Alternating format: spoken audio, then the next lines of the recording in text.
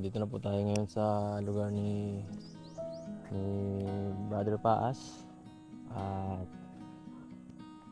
kamustahin po natin ang kanyang pamilya. Grabe. Nakakalungkot dito bumalik ka. So dati tanda ko dito nung mapunta kami. May pinapagawa dito si Rab na bahay na malaki.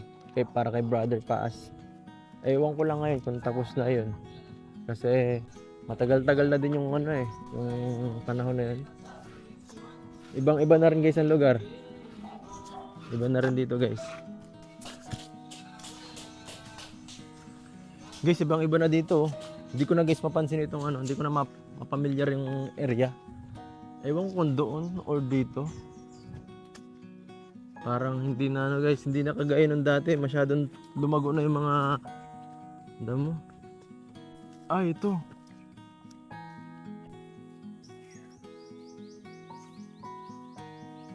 So, andito po tayo ngayon, guys. Ang ganda na pala dito. Tao po.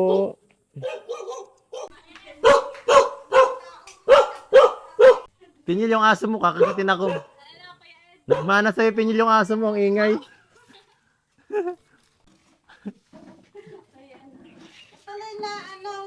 Opo. Baka pumangagat. Oops, diyan ka lang. Hello po. Kamusta? Sige po, huwag na muna Okay lang. Dito lang tayo magkukwentuhan. Oh, ano po ang balita? Mrs. Paas PH? Ano po? Opo, bless po. Kamusta po? Opo. Kamusta po kayo? Kamusta po kayo? Ito, biyaya ng Diyos. Upo po kayo. Ano ba kayong humihinga pa sa biyaya ng Diyos? Kasi di ba hindi mahirap, yung parang hindi madali yung nararanasan ko sa panahon ngayon. Yun nga pong balita ko, parang may nararamdaman daw po kayong sakit ngayon. May sakit na nararamdaman pala. Yung cancer ba? Cancer po? Sa breast. So parang okay naman po kayo ngayon Oo, na akong dialysis. kiki mo, Kuya Mel. Uy, si Good Kuya morning Mel po. guys. Ayan. Nakibisita muna kami kay Mrs. Paas PH. Si Kuya Mel. Ay, Upo ka, Kuya Mel. salamat naman at nakapasyal po kayo. Siyempre. Tatapos Mahal mga namin kayo. nag-iis Siyempre, mo. One Kalinga Pon family. Kahit pa paano, hindi natin makalimutan yung samahan po. Tigil na! Sapakin sa akin ni brother. Mamaya na itong babae. Labas! Padaanin mo. Padaanin mo muna nung makalabas. Labas na, labas! Labas doon ka muna sa likod. Ay! Ronnie. Labas na doon, labas! Siya nanibago kasi ngayon Okay lang na po, nakita okay lang yung po. mukha. Kamusta po kayo, Mrs. Paas PH? Parang wala namang siya problema. Malakas pa. Ato kasi yung biyaya ng Diyos kasi nga kapag nasa Lord tayo, kahit may nararamdaman ka, pinapalakas ka naman ng Lord kasi lagi na lang ako nananalangin na palakasin kasi kung hindi ako maglalakas, paano man ito dalawa ko? Tsaka, Pananampalataya. Yun ang pananampalataya namin ni Brother Paas na yun yung tinuro sa akin, sa amin. so po, tanong ko lang, di paano po ngayon ang niyan? Ang sistema dito sa Ay, pamumuhay niyo dito? yun yan. Kasi nagagamot nga ako, hindi man ako makapaghanap buhay. Wala akong hanap buhay. Sino na lang Gumagastos. Ayun, noon dati baga, nagbibigay man sila Kuya Bal, pero natigil man yun. Pero nung hindi na nagbigay, ay naghihingi ako sa tulong sa mga kapatid ko kasi wala man ako ibang mahihingian. Yung channel ni Brother Paas, sino nagtulong? Na minsan uploadan, minsan hindi na din kasi wala man binablog. Tapos Hindi, pwede yun, everyday life. yun nga, dati nagla-live kami. Wala man nanonood maigi, natigil. Tapos yung ngayon, tinutuloy ko yung sa aking channel, ina-upload ko yung mga pagpupunta kong ospital. Mga Yung ganun, yung araw-araw na ginagawa mo, araw-araw mag-upload ka lang kahit na 8 minutes lang. Basta yung araw-araw na ginagawa mo. Di ba, no? Kahit pa paano magkakaroon ng revenue yan. Tiyaga lang talaga. Tsaka yung yun yung magiging libangan mo. Para hindi mo lagi naiisip kung ano yung meron ka. So ano po, nasa po si Pinyel na nagbalik? Nasaan na yun? Nagbabal ng kasi yan kanina. Naglalam. Sa likod. Sa likod, laki ng bahay niya pa. Oh. Grabe. Bisitahin ta guys, si Pinyel. Ay, grabe. Oh, dito na naman to. Apa. Nahabol ako ng aso mo. May nakita din siyang ano, pogi. Hello, Kuya Ed. Oh. Kumusta? Grabe. Grabe. Ano, kumusta ang buhay, Pinyel? Ito, buhay pa Buhay naman. pa. Oo. Humihinga pa. Humihinga pa. Oo. Ikaw, kamusta Balita. na? Ayos Balita lang. sa atin. Balita ko kayo na daw ni Edward. Ay, di ba? Hindi ko, sino yun? Hindi, pero anong sitwasyon dito, Pinyel? Yun nga, di ba? Simula nung nawala yung papa mo, si Brother Paas, kailangan, parang nagbago na lahat ay ano? Dami pong nagbago nung simula nung nawala si Papa. Kasi una, nawalan kami ng haligi ng tahanan. Tapos walang, yung sa financial po baga support kasi siya bagang kasama ni Tito Bal. Kaya ayun po, malaking impact talaga ng pagkawala ni Papa. So, grabe. Sabi ni mama mo, yung financial, hingi-hingi na lang kayo sa mga kapamilya niyo. Opo. Nung nakaraan po nag-extra ako kay Doc kasi nagtigil Sino? kay Doc Berna po Saan sa yan? clinic. Sa may 7-Eleven po sa Pandan Highway. Ano, para assistant ka Hair's na? nose roast. Ah. Kasi nag-stop po baga ako kuya ng Ay, di ka na pala nagpapasok? hindi na. Kasi yun nga, walang financial kasi third year baga magastos baga yan. Tapos si mama nagkasakit tapos nung ngayon taon po nag-chemo siya kasi nga tawag Ba't ka yan. naiyak, Pinyel?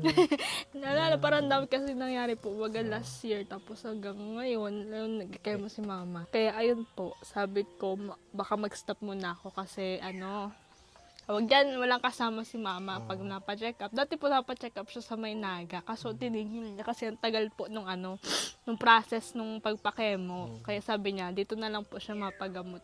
Kaya hinahanapan po siya ng doktor ng kasama. Sabi ko, ayun, wala daw siyang kasama. Sabi ko, mag-stop muna kaya ako kasi nga. Stop ka na pala, Pinyel. Opo, Gano'n kasi- na? Isang taon na o mahigit na? Halos 7 months na rin po. Last nag-stop ako noong last December po kasi nagkasakit din. Tapos ayun, nag-decide na ako. Sabi ko, tigil muna ako ngayong year. So ano, parang second sem last year, Opo. Ay, first sem. Mga kalagitnaan po nung Kalagitnaan. first sem. so wala ka, edi parang third year ka pa din sa? Third year po. Pero pwedeng man po, bukas nga po pupunta namin sa school para matanong kung pwede pang ipagtuloy yung sa first sem ko na hindi na kompleto. Kung maitutuloy po para pag... Ano nga, nursing ka na? Opo, nurse. Third year nursing? Opo. Grabe. Pero ngayon wala ka ng trabaho, Pinyel? Ano po, pag na-chat lang po kasi yun si doktor kapag kailangan niya po ng, may nag-absent po dun sa clinic, tatawagin niya po ako para mag-substitute po dun sa absent. Grabe guys, hirap talaga hindi natin na masabi ang buhay. Biglang life-changing yung nangyari sa buhay ni Pinyel. Oo nga po. Dahil doon, di pa ba siya nakatapos. Sayang man, 2 taon na lang sana. Siya nga po. Pero yun nga, grabe, Pinyel. Di ako sanay mag-iiyak ka, Pinyel. Grabe naman. Huwag kang mag-iyak, pambihira.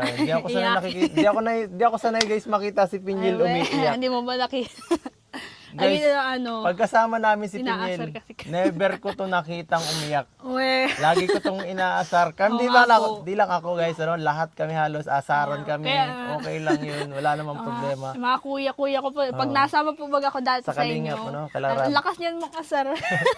Pero yun nga, so ngayon ko lang nakitang maging emission na si Pinyel at medyo ako, parang naano rin ako sa'yo, naawa ako sa nakita ko ngayon. Lalo na kung dahil nakwento mo yung mga talaga, sitwasyon dahil sobrang hirap. Nawala si Brother Paz, si Pama mo naman may sakit ngayon ng cancer. Parang, tapos siyempre wala pa kayong suportang maayos. Parang binagsakan ka ng langit at lupa eh. Yung nga po. So hindi ka nagbablog, Pinyel? Hindi na po. Wala rin. Wala rin. Wala rin kwenta, pagka hindi talaga Opo. parang kulang ang support sa kanya sa viewers. Mm. Parang wala rin kwenta minsan talaga mag-vlog pag ganun. Kaya napaka-swerte ng iba na ano, ng mga charity vlogger na may sumusuport kagaya ko. Marami pa rin sumusuport sa akin at nakakatulong tayo. Swerte ako, swerte yung mga natutulungan na. Kaya wag nating ano guys, wag nating sayangin yung mga natutulungan natin. Yung mga nakaka-receive ng tulong galing sa ating channel ano. At Doon tayo kuya, sige, dito. Baka mabasa ka. Hello, Dan! si Papa Dan, andito pa si Papa Dan. Grabe. Daniel, bili kang yelo. Wow. So yan po, sinusukatan na ni Purman po yung bahay ni Pinyel. Parang ipapatuloy niya yata ito. Papabahayan niya yata ito. Papatuloy niya yata ito. Ini-estimate. So grabe ano. Kuya, grabe yung ano pala na yung sila Pinyel dito kuya. Yung sitwasyon dito nila ay halos wala talaga. Zero talaga. Back to zero sila dito sa ano talaga. Kakaawa talaga dahil maaga silang nilisan ni Brother Paas. Mga bata pa to eh. No? Hindi pa graduate. Hindi pa. Ikaw may anak ka Kuya Mel? Meron? Graduate na ba lahat? Hindi man nakagraduate yung anak ko, pero maganda naman yung trabaho niya ngayon. Ah, may trabaho na. Sino maganda? Nasa ano siya, nasa isang call center siya. Ah, swerte pa rin na may trabaho maganda. Vice President. Ay, grabe. Lupit ah. Assistant to the Vice President. Galing ah. Pumbihira. Pero ano lang, kahit na maganda yung trabaho niya, hindi ako umaasa sa kanya na gumagawa pa rin ako sarili kong paraan para mabuhay kami mag-asawa. Oo. Hindi yung porke may magandang trabaho, doon ka na lang aasa. Eh, pangit yun. Pangit yun. Kahit, siguro nga, kahit may ano ka na, ikaw pa rin sumusuporta sa anak mo eh. Kung Kung may kailangan. Kung may kailangan siya, magsasabi sa akin, kung kaya ko, all out naman ako pagdating sa anak. Yung sa iyo, Kuya Mel, ano sa tingin mo, kaya na ng mga anak mo mabuhay sa ganyan?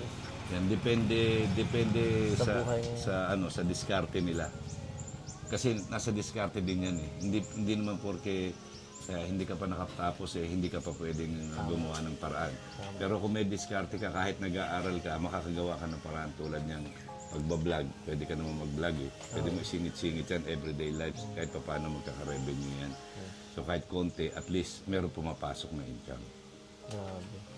Kasi sayang yung channel ng papa nila. Oo, yun talaga eh. Isa yung sa pinaka nila, kailangan masuportahan ang sarili nila. Sikap, tiyaga, yun lang talaga ang kailangan. May tanong lang ako ha. Ano ang pinaka-memorable na na alaala mo kay Brother Paas? Yung unang dating ko ng lighthouse. Bakit? Yung unang dating ko ng lighthouse. Kasi nung pagdating ko doon, first time yun, talagang dala ko yung kotse ng anak ko. Tapos, sabi ni Red, iparada ko daw yung kotse doon sa loob. Di sabi niya ganyan, dumating siya. Galit. Sino nagparada niyang kotse sa loob? Hindi niyo ba alam, kay Bal lang ito. Ito sabi ko, bakit nagagalit sa akin ito? Pinaparada lang ako. Tapos binaba ko yung bintana. Sabi ko, Brad, kung nagagalit ka sa akin, mag-usap kayo ni Red. Baka hindi kayo nagkakaintindihan dalawa. Kasi ako hindi ko na maipaparada to dito kung hindi ako pinaparada. Tapos nung nakita ni Kuya Bal, sabi, sige, pabayaan mo na yan dyan. Tapos sabi ni Brother Paas, dumaan siya kay Red Shane. Sabi, astig talaga to ah. Sabi ni Brother Paas, sabi sa akin. Hindi niya alam kung sabi ko si Red Shane noon. Nung umalis na si Brother Paas, kinuwento sa akin ni Red Shane. Ganun ba? Sabi ko, pabayaan mo na yun. Pero after noon, naging close kami. Yung nakilala niya na ako, nakilala ko na rin siya. Kumbaga ba, doon kami naging close. Yes, grabe. Yan, kung may problema yan, sa akin lang nagsasabi yan. Sa akin naman, meron din akong diyang na istorya kay Brother Paas eh. Ganon din yung kagaya rin sa'yo. Nung una ko pa rin, unang pasok ko sa Kalingat. Dalo pa lang kami ni Bente Boy. At nung unang pasok ko dyan, hindi ko alam ang gagawin ko eh. Tapos, si Brother Paas, medyo, kumbaga sa Kasi siya yung- parang bida-bida siya eh. Hindi, siya yung pinaka... Lagi siya palagi siya na una minsan makipag-usap sa tao eh. Oo. Yung kasi yung talagang papel niya sa Kalingap noon. Hindi si Kuya Bala makikipag-usap, siya muna kagad. Tapos, lalagyan kanya ng Bible verse. Tapos ako noon, tanda ako doon, nakit niya ako doon sa may loob. Sabi niya, pagkatapos niya ako kwentuhan ng mahaba niyang istorya, brother, sama ka sa akin dito sa loob, pag-pray kita. Sabi niya. Tapos yun nga, pinag-pray niya ako. Tapos parang natouch ako doon sa kanya. Pero nung pag-pray niya sa akin, naluha ako noon ay. Kasi ako tinawag ko rin siya ng personal. Sabi ko, Brother Paz, Lika. Bakit? Kasi sabi ko, parang ang bigat ng buhay sa akin. Hindi ko alam kung bakit.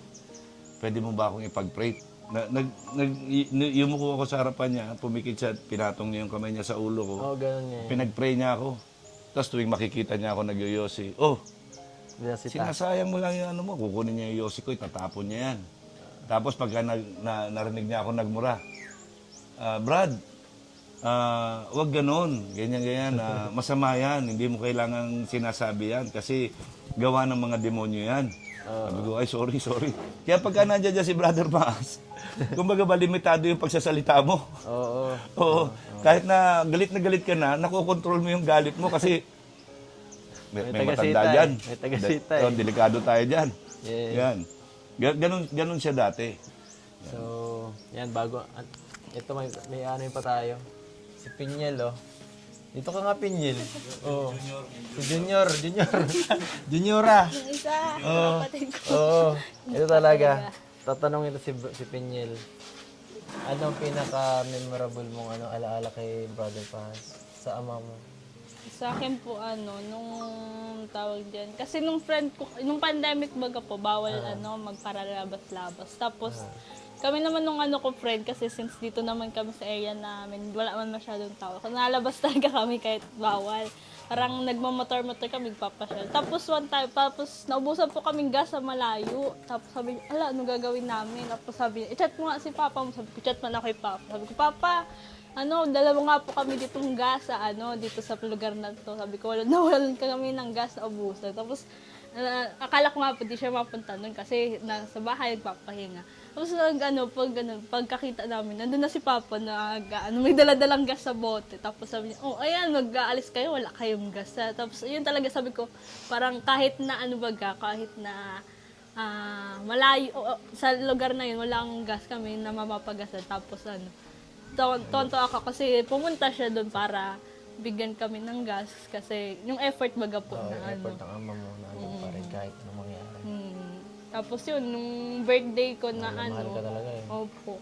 Yung nga, sabi niya, nung birthday ko dapat 2024 nun, mapasyal kami makain. Kaso hindi po inatuloy kasi nga, parang sinama siya ni Tito Bal sa Naga kasi mapacheck up po siya. Kasi nagkasakit na po siya noong 2024. Kaya sabi ko, parang Papa, andaya mo, sabi mo, sasama mo pa kami nun sa birthday ko. Yun, hindi na natuloy kasi nga. Yun nga po, sunod-sunod na nagkasakit na nga po siya noon. Tapos hanggang nung January baga, yun na, nawala na po. Pero sobrang memorable din po talaga sa akin nung time na yun na yung effort ni Papa. Sobrang saya sa feeling na mahal-mahal ako ni Papa, kami ni Papa kasi lahat nung ginagawa niya, hindi pa siya nagbablog.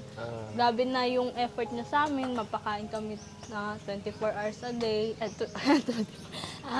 times a day. Grabe, 24 hours a day, guys. Oo, 24 hours. Every time napakain ni Brother Paz sila. Wala, oras-oras. Walang oras na nagugutuman si Pinyel, guys. Oo, kaya Pero si Brother Paz talaga, marami ka talaga nakakatuwang istorya eh. Medyo si Brother Paz kasi medyo clumsy ang galaw niya na eh. Kuya, wag ganun po kayo. Ayaw nga, sige. Yan nga, medyo clumsy si Brother Paz, nakakatuwa ang kanya Samahan mga na. Sabi ni Kuya Rab doon, nagsasama ko, buti na lang dito si Pinyel at naalala nga daw po, at parang ako nga daw po si Papa, makulit-kulit daw po baga pag Totoo yan. Kaya nga ako nakikita sa inyo na natutuwa kasi parang may hybrid ka ng ugaliin mo kay Papa mo. Si kapatid mo kasi iba eh. Iba eh. Pero ikaw hindi ka mahihain. Same na same kayo na ugali ni Papa mo. Na parati siyang parang kahit anong sabihin ng iba, parang pasok sa isang tenga, labas sa kabila, lalo na pag mga kung anong istorya lang. Parang walang talab, isa yun sa good traits. So, kainin mo kami, Pinyel. kain-kain Alam ko, 24 hours kang kumakain eh. Gutom na sila kuya, oh. Nako, tinapay. Ay, oo. Sige po, kain tayo. Ay, drink. salamat. Grabe. Pensya na ito lang.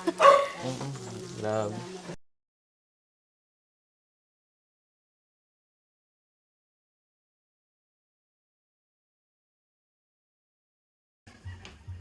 Wow. Kaya naman yung gusto naman si Papa. Siyempre, nakakamiss. Lalo na ngayon. Kaya nga. Kapin mo daw, Pinyel. Kaya mo lahat, nandito lang pagka kami ni Danny. Kami nga din, bis na dahil namin, pero ayun nga, nakapit na rin sa Lord.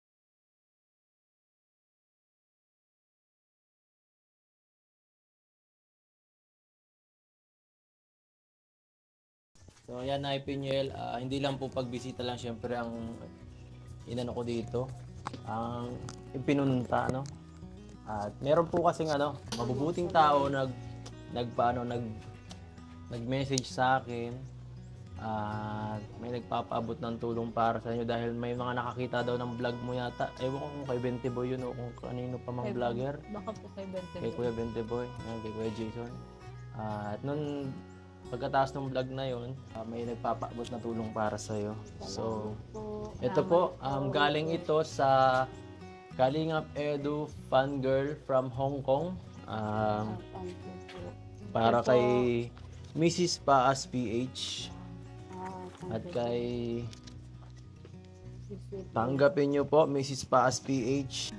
Nagpapabot po sa inyo 6,000 pesos. Grabe. Thank you po, fan girl. Kalingap Edu Fangirl from Hong Kong. Fangirl from Fangirl. Hong Kong. Fangirl. Yun! Thank you po. God Salamat bless. po. Grabe. Pangdagdag panggamot po. Na to sa from Kalingap Edo Fangirl. Fan. Fangirl. Oo, yun po. Galing yung ikilalagay ko lang sa comment section. Baka may makaligtaan ako, guys. At yan, Hono Pinyel. Sana ay yung naibigay naming tulong sa inyo ay may tulong para sa pagpapagamot ni nanay. Kayo nang bahala kung Pinyel, ikaw nang bahala kung sino mo nag-aasikaso sa inyo. So, maano na rin kami siguro, mauwi na kami. Thank you po. Sige po, nice. Sige po, salamat po. Kuya. Masama kami sa inyo, Pinyel. Sige. Mabilis lang po. Sige. Kuya.